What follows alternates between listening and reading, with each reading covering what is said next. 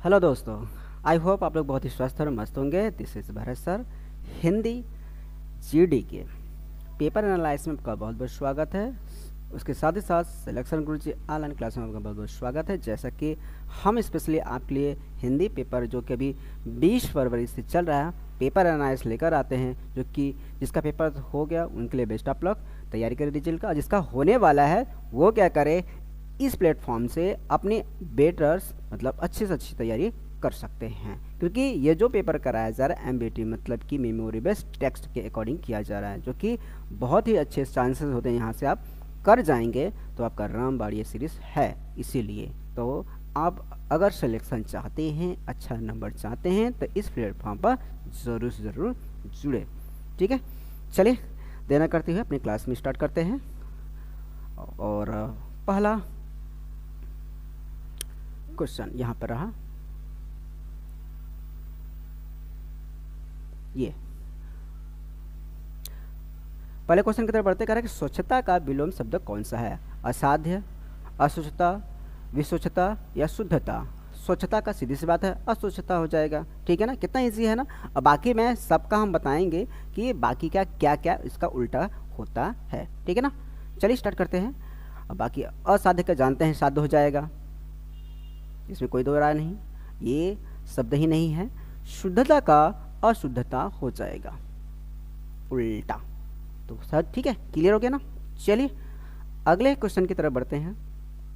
कह रहा है कि घृणा का विलोम शब्द बताइए। तृषा, तृष्णा, शत्रुता, प्रेम नहीं। सीधी सी बात है, आपका क्या हो जाएगा यहाँ पर सबसे सटीकता क्या बैठेगा, आपका प्रेम शब्द हो जाएगा। क्या हो जाएगा प्रभु? प्रेम हो जाएगा। ठीक है, तो चलिए बाकी का हम बताते हैं आखिर क्या क्या होता है इसका उल्टा। तृष्णा का हो जाएगा तृप्ति, उल्टा की बात मैं कर रहा हूँ। एक और हो सकता है इसका, ठीक है, वी तृष्णा हम लगा सकते हैं इसका। क्या लगा सकते हैं? वी तृष्णा भी लगा सकते हैं इसका। शत्रुता का मित्रता, उल्टा, इसमें कोई दो राय नहीं। अब प्रेम का आप तो देख रहे हैं घृणा। बचा आपका नेह का कोई यहाँ पर लेना देना है नहीं, इसको हटा दीजिए। ओके, चलिए अगले क्वेश्चन की तरफ बढ़ते हैं। अगला क्वेश्चन दिया है कि उचित तत्सम शब्द का चयन कर निम्नलिखित वाक्यों को पूर्ण करें। पति के पिता को क्या कहते हैं? सीधी सी बात है, यहाँ पर देखिए ऑप्शन दिया है, ससुर, स्वसुर, स्वसुर या फिर ससुर। देखिए चांसेस इस पे और इस पे कन्फ्यूजन होगा, लेकिन यहाँ पर तत्सम पूछ रहा है।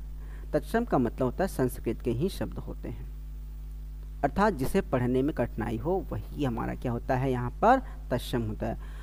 ठीक है, तो क्लियर हुई बात ना। तत्सम किसे कहते हैं? जो पढ़ने में थोड़ा सा आपको असमंजस लगे, मतलब कठिनाई लगे उच्चारण में, उसका आधे आधे वर्ड भी अगर कहीं देख लिए तो समझिए वो भी आपका है। तो यहाँ पर आधे वाले जो शब्द यहाँ पर यही मिल रहा है आपका स्वसुर, तो ये क्या है? तत्सम है।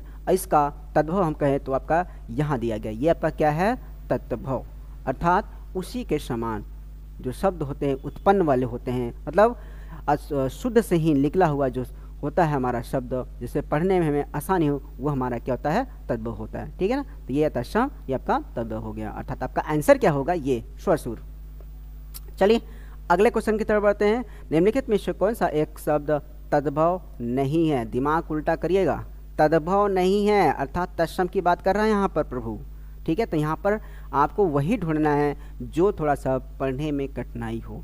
तस्कर, पत्ता, हाथ, अंग्रेज। अंग्रेज तो हो नहीं सकता है, हाथ भी पढ़ने में थोड़ा सा ईजी है, ठीक है ना, पत्ता भी पढ़ने में थोड़ा ईजी है, तो बचा आपका क्या? तस्कर। तो यही आपका क्या है? तद्भव नहीं है। तो क्या है ये आपका? तत्सम है। ये क्या है आपका? तत्सम है आपका। बाकी अब ये जो दिए गए हैं शब्द हैं आपके तद्भव हैं। ये आपका विदेशी शब्द है, अंग्रेज दिया गया। ठीक है, ये आपका विदेशी शब्द है, बाकी ये दोनों आपके क्या हैं?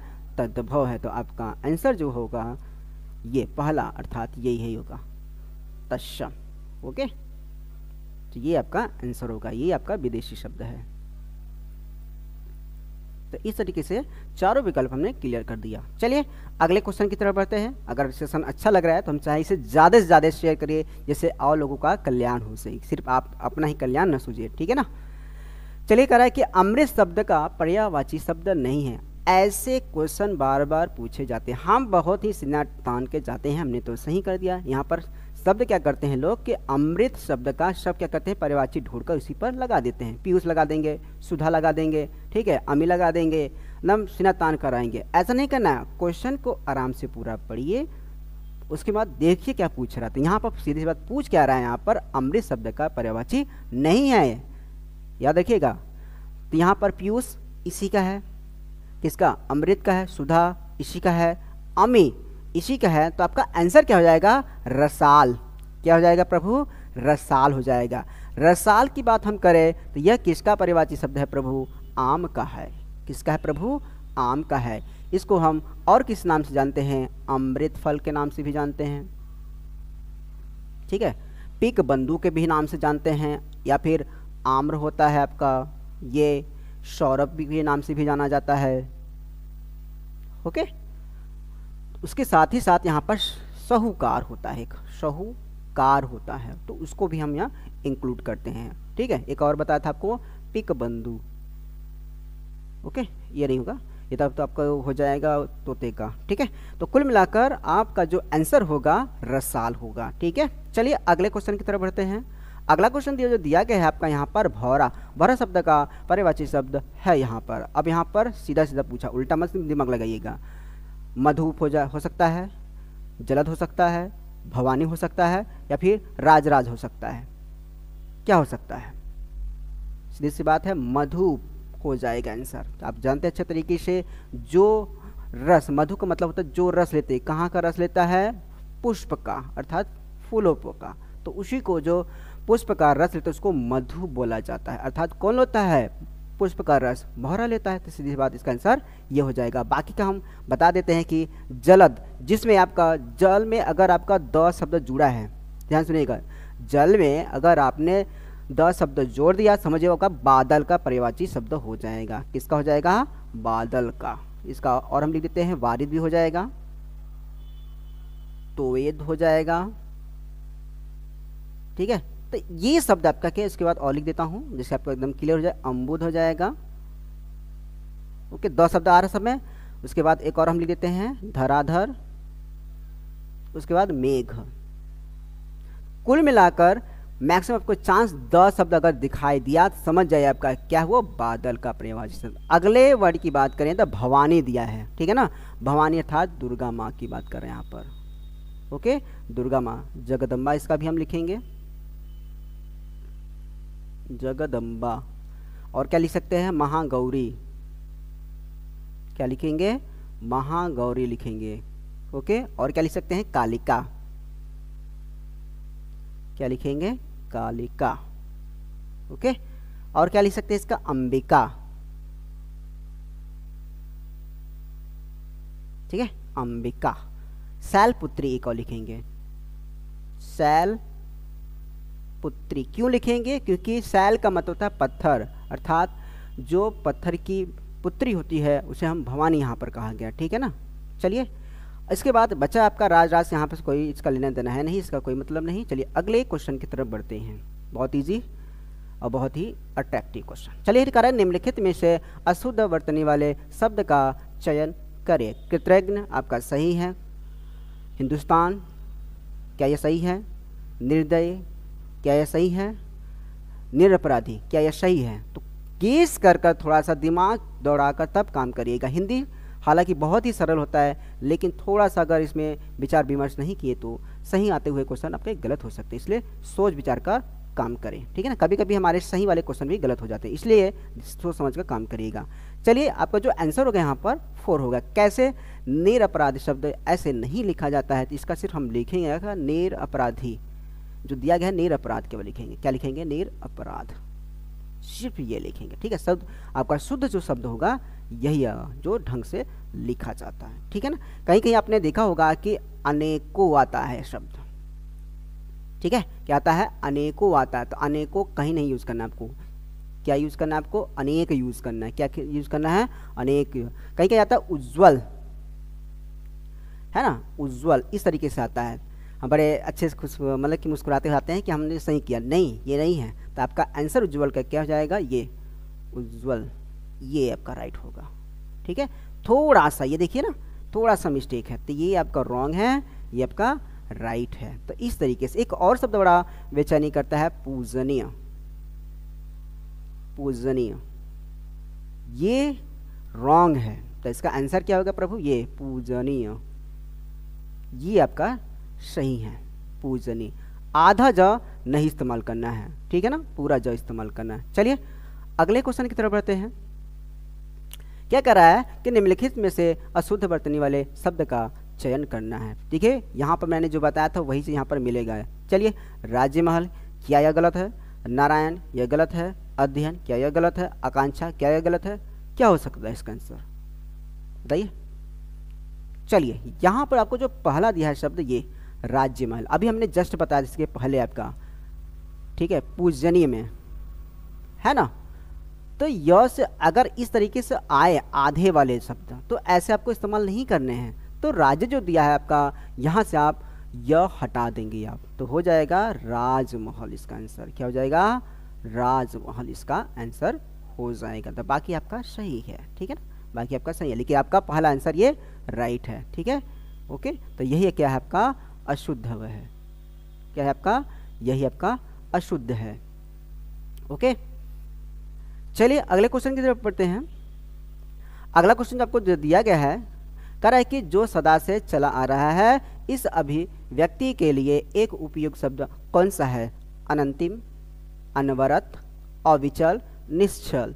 इसका आंसर क्या हो सकता है? गेस करिए, सीधी सी बात है, इसका आंसर आपका हो जाएगा नंबर सेकेंड, अर्थात अनवरत। ठीक है, जो सदा से चला आ रहा है उसे हम क्या बोलते हैं? अनवरत। और बाकी चीजों को हम बताते हैं। इसका अनंतिम का इसकी बात कर रहे हैं, जो जो अंत में ना हो, मतलब सीधी सी बात है, जिसकी सीमा न हो, सीधी सी बात है, यही चीज। ओके, तो इसका तो आंसर हो गया। अब चल के हम बात कर रहे हैं, सीधी सी बात, जो अपने स्थान से हटे नहीं, जो अपने स्थान से हटे नहीं।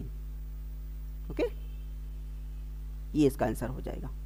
चलिए, लास्ट बचा आपका निश्चल। इसका मतलब सीधी सी बात है, छल कपट से रहित, छल कपट से रहित, अर्थात जो छल कपट ना करे उसी को बोलते हैं हम निश्चल है। ठीक है, चलिए अगले क्वेश्चन की तरफ बढ़ रहे हैं। अगर सेशन अच्छा लग रहा है, हम चाहेंगे इसे ज़्यादा से ज़्यादा लाइक करें और इससे ज़्यादा से ज़्यादा शेयर भी करें। अगर आप नए हैं तो हमारे चैनल को सब्सक्राइब जरूर करें।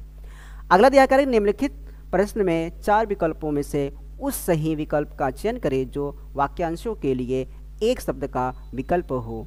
आपका क्वेश्चन है यहाँ पर, जो बात पहले कभी न हुई हो। इसका क्या हो सकता है? अगम्य, अभूतपूर्व, अवर्णनीय या फिर अनंत। सीधी सी बात है, अगर आपने आंसर ढूंढ लिया हमसे पहले तो आप कमेंट में जरूर कर सकते हैं। चलिए, इसका हो जाएगा आपका आंसर सेकेंड, अर्थात अभूतपूर्व इसका हो जाएगा। क्या हो जाएगा? अभूतपूर्व हो जाएगा। बाकी का मैं बता रहा हूँ, जैसे दिया गया अगम्य किसे कहते हैं? जिसका, ठीक है, जिसका पार न पाया जा सके। सीधी सी बात है, जिसके नैया पार ना हो सके उससे बोलते हैं क्या? अगम्य है। क्या है? अगम्य है। अब हम दूसरे वर्ड की बात है, अवर्णनीय, जिसकी वर्णन हम ना कर सके, जिसके वर्णन न हो सके उसी को हम बोलते हैं अवर्णनीय। लास्ट आपका बचा है अनंत, जो आपका शब्द पहले आया था उसी को हम इस्तेमाल कर सकते हैं, अर्थात जिसका अंत ना हो, जिसका अंत न हो। ओके, तो इस तरीके से ये रहा आपका आंसर। चलिए अगले क्वेश्चन की तरफ हम ध्यान देते हैं। कह रहा है कि निम्नलिखित प्रश्न में 4 विकल्पों में से उस विकल्प का चयन करें जो दी गई मुहावरों का सही अर्थ वाला विकल्प है। आपका है क्वेश्चन यहाँ पर, चोली दामन का साथ होना। जहाँ पर है पहला ऑप्शन, घनिष्ठ संबंध होना, घबरा जाना, किसी के काबू में ना होना या फिर अत्याचार सहना। क्या हो सकता है इसका आंसर? यदि आपने सही गेस किया तो आप इसका आंसर कमेंट में जरूर कर सकते हैं। चलिए, इसका आंसर आप जान सकते हैं, आपको बता रहे हैं। इसका आंसर आपका हो जाएगा फर्स्ट, अर्थात घनिष्ठ संबंध होना, चोली दामन का साथ होने का अर्थ। चलिए बाकी का मैं बता देता हूँ आगे क्या होता है यहाँ पर। क्या कह रहे हैं कि घबरा जाने का यहाँ पर, ठीक है, मुहावरा क्या हो जाएगा, यहाँ तक अर्थ दिया है जिसका कि मुहावरा अगर हम निकाले तो इसका क्या हो जाएगा प्रभु, चेहरे की हवाइयाँ उड़ना। चेहरे की हवाइयाँ, ठीक है, हवाइयाँ उड़ना। ओके। अब कह रहा है कि किसी के काबू में ना होना, नकेल हाथ में लेना, इसका हो जाएगा मुहावरा नकेल हाथ में होना। ठीक है। उसके बाद लास्ट क्वेश्चन है आपका अत्याचार सहना। सीधी सी बात है, आप जान सकते हैं इसका अत्याचार का मतलब कि किसी पर बहुत ही ज़्यादा क्या करते हैं, दुराचार। इसका कोई अर्थ वैसे तो नहीं बन रहा है, ये देखिए इसका कोई लेना देना नहीं, तो जितना था मैंने आपको बता दिया। चलिए अगले क्वेश्चन की तरफ बढ़ते हैं। बहुत ईजी है। कह रहा है कि निम्नलिखित प्रश्न में 4 विकल्पों में से उस विकल्प का चयन करें जो दी गई मुहावरे का सही अर्थ वाला विकल्प हो। चूड़ियाँ पहनना, अत्यंत बेशर्म, कायरता दिखाना, हार मान लेना, निश्चिंत होना। क्या हो जाएगा इसका आंसर? चूड़ियाँ पहनना। सीधी सी बात है, कई लोग यहाँ पर गेस करके बैठे होंगे कि सर इसका आंसर हो गया अत्यंत बेशर्म ना।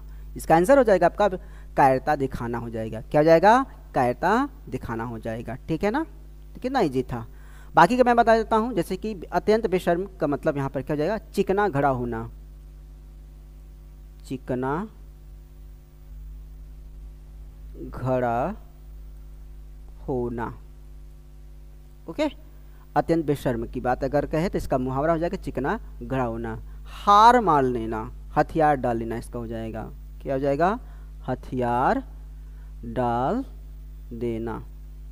ठीक है, क्या हो जाएगा? हथियार डाल देना हो जाएगा। उसके बाद का निश्चिंत होना, घोड़े बेचकर सोना। क्या हो जाएगा? घोड़े बेचकर सोना।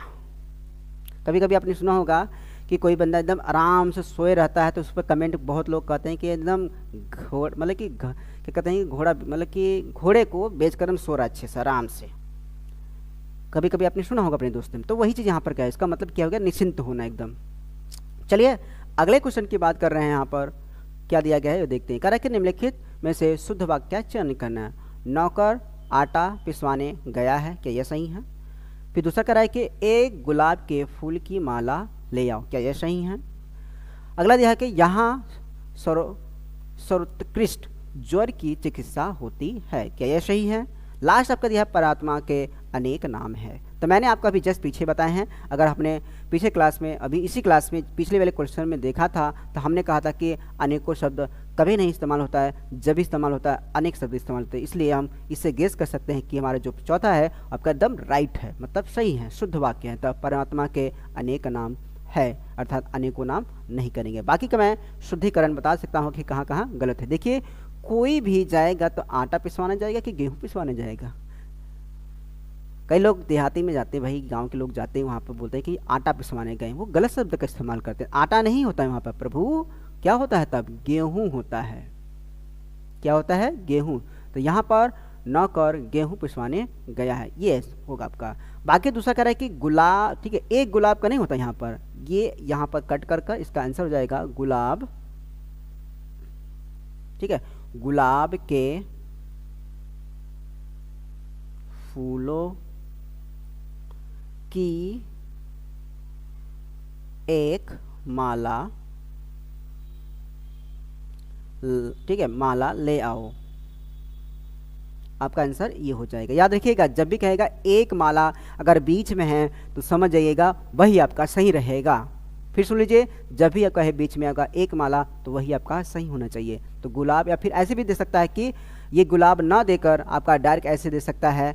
ठीक है, कैसे दे सकता है? फूलों की एक माला ले आओ, तो ये आपका शुद्ध है। अगर कहेंगे एक माला फूल के लाओ तो आपका गलत है। तो यही ध्यान देना, थोड़ी छोटी बात।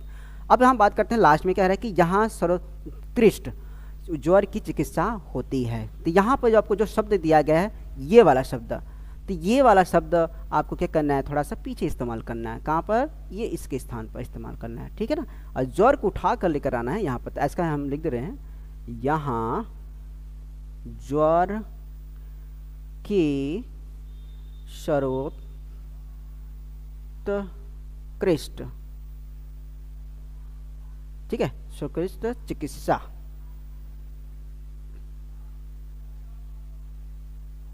होती है, ठीक है, ये आपका आंसर हो जाएगा। ओके, अगर सेशन अच्छा लगे इसे लाइक करिएगा जरूर से जरूर।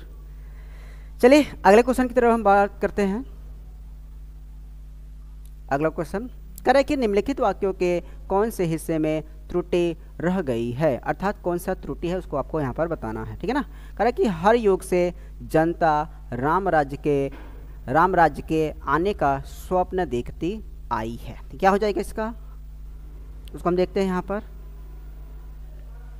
हर युग से, देखिए देखती आई है ये गलत है, हर युग से ये गलत है, जनता राम राज्य के ये गलत है, आने के स्वप्न क्या गलत है यहाँ पर बताइए।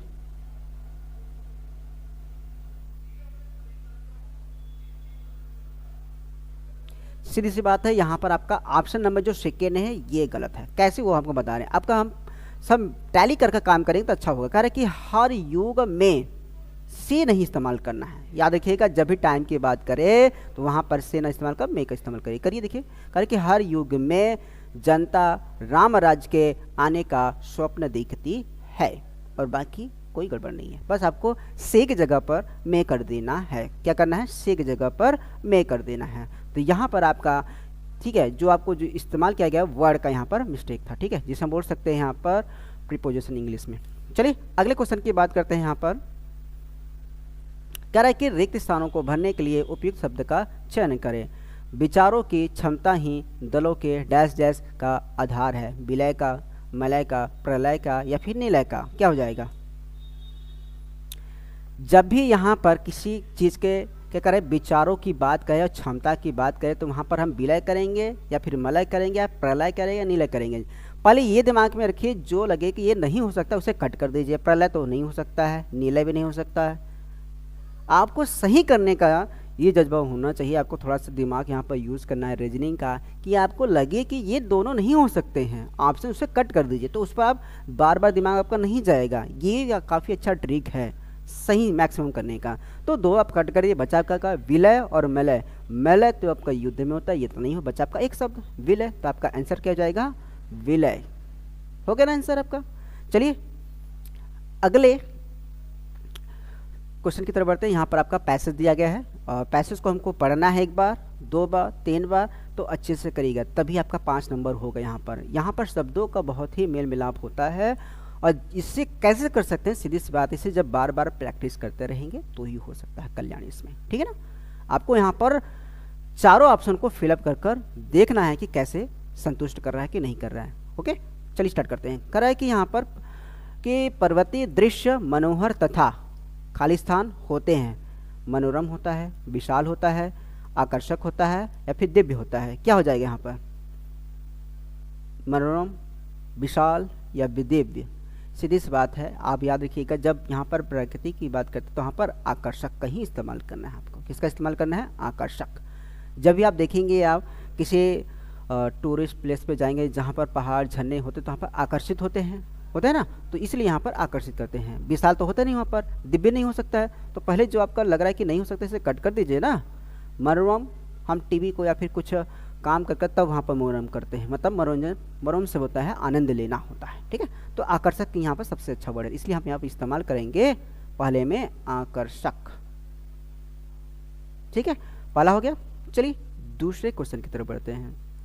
दूसरा क्वेश्चन यहाँ पर दिया गया है आपका, जहाँ से देखिएगा क्या कर रहा है कि ये तो हो गया, पर्वतीय दृश्य मनोहर तथा आकर्षक होते हैं, इससे प्रकृति के प्रति क्या होता है, प्राणियों, मैं साफ साफ बता रहा हूँ क्या ऑप्शन क्या क्या है इसका, प्राणियों, ठीक है, प्राणियों की प्रेम भावना, निसर्ग होगा या फिर मानव की प्रेम भावना होगा या फिर पशुओं की भावना होगा।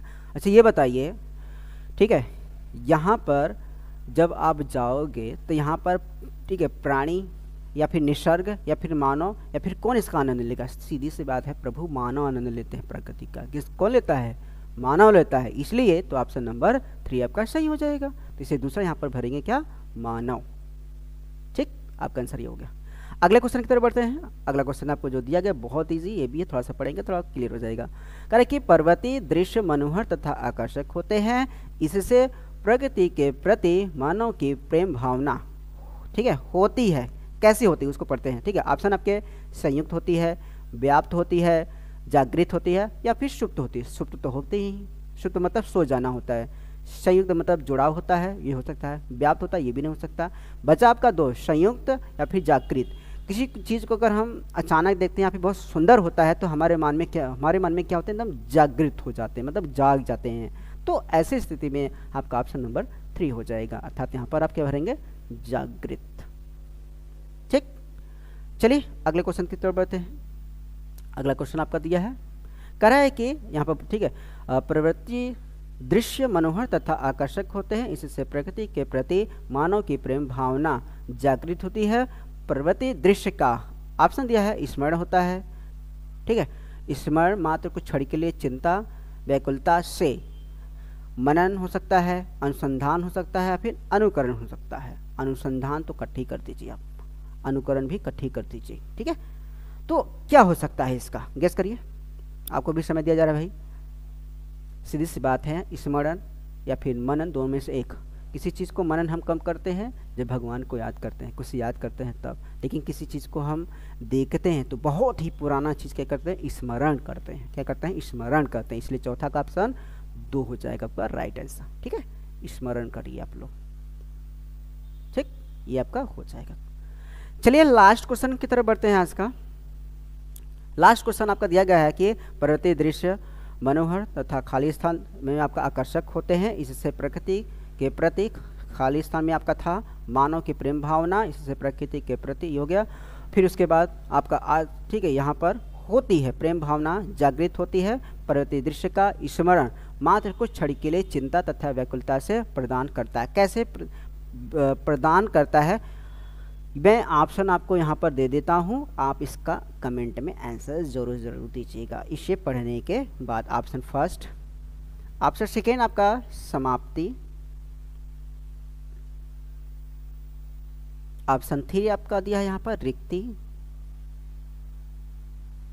लास्ट ऑप्शन संप्रीति, चौथा ऑप्शन संप्रीति, ठीक। इस तरीके से इसको हम इस तरीके से भी लिख सकते हैं, संप्रीति, इस तरीके से, ओके। तो आज का जो क्लास यहीं पर आपका समाप्त होता है।